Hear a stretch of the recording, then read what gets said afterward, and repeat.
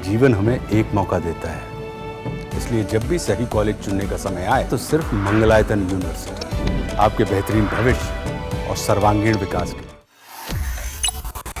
अहमदाबाद विमान हादसे पर पायलटों ने विदेशी मीडिया पर झूठी खबरें फैलाने को लेकर नोटिस भेजा है। एयर इंडिया के 171 विमान हादसे को लेकर भारतीय पायलटों की संस्था फेडरेशन ऑफ इंडियन पायलट्स ने द वॉल स्ट्रीट जर्नल और रॉयटर्स के खिलाफ कानूनी नोटिस भेजा है।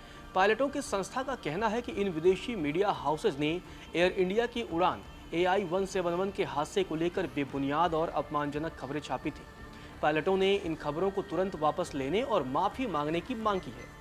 न्यूज एजेंसी ANI के मुताबिक यह विवाद 12 जून को हुए दुखद हादसे से जुड़ा हुआ है, जिसे बोइंग 787 ड्रीमलाइनर के दोनों इंजन के फ्यूल स्विच अचानक रन से कट ऑफ हो गए थे। इसी पर अब जवाब आया है। अहमदाबाद में हुए एयर इंडिया के बोइंग 787 ड्रीमलाइनर प्लेन क्रैश का झूठा सच बताने निकली अमेरिकी मीडिया को उनके अपने देश की सबसे बड़ी एजेंसी ने भी नकार दिया है। इतना ही नहीं, प्लेन क्रैश को लेकर प्रोपेगेंडा चलाने वाली विदेशी मीडिया के खिलाफ लीगल एक्शन भी शुरू हो चुका है।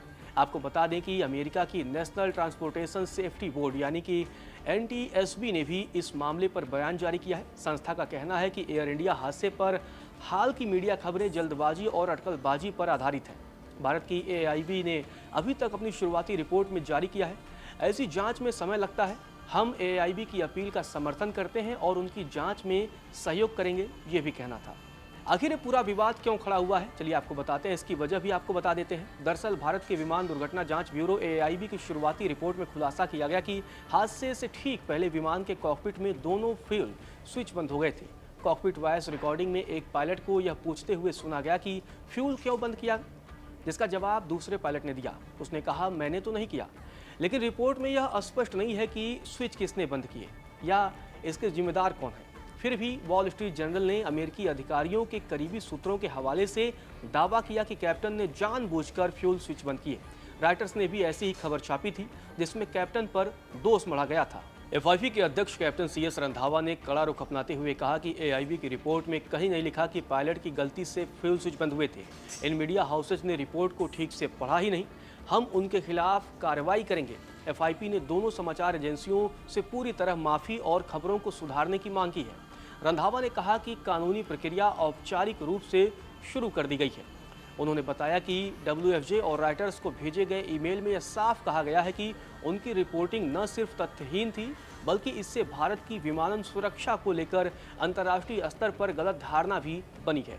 FIP ने विशेष रूप से राइटर्स से यह भी अपेक्षा जताई है कि वह 17 जुलाई को प्रकाशित अपनी रिपोर्ट की समीक्षा करे और उसे संशोधित करे और उसमें यह स्पष्ट अस्वीकरण जोड़े कि फिलहाल कोई आधिकारिक निष्कर्ष सामने नहीं आया है और उनकी रिपोर्ट स्रोतों पर आधारित थी, न कि तथ्यों पर। Airline pilots association of India यानी कि ALPA-1 जैसे कई पायलट संगठनों ने भी इस मसले पर सतर्कता बरतने की सलाह दी है। उन्होंने चेतावनी दी है कि ऐसी अटकलबाजी वाली खबरें भारत की विमानन प्रणाली पर जनता के भरोसे को ठेस पहुंचा सकती है। ALPA-I ने कहा कि बिना सबूत के उंगलियां उठाना गलत है, जांच अभी पूरी नहीं हुई है। वहीं AIB ने भी विदेशी मीडिया को आड़े हाथों लिया और पीड़ित परिवारों के प्रति संवेदनशीलता बरतने की अपील की है। ब्यूरो ने कहा कि जांच अभी प्रारंभिक चरण में है और हादसे की वजह तय करना जल्दबाजी होगी। आपको बता दें कि अहमदाबाद प्लेन क्रैश पर सामने आई मीडिया रिपोर्टों को लेकर अमेरिकी एजेंसी ने सावधान रहने की सलाह दी है।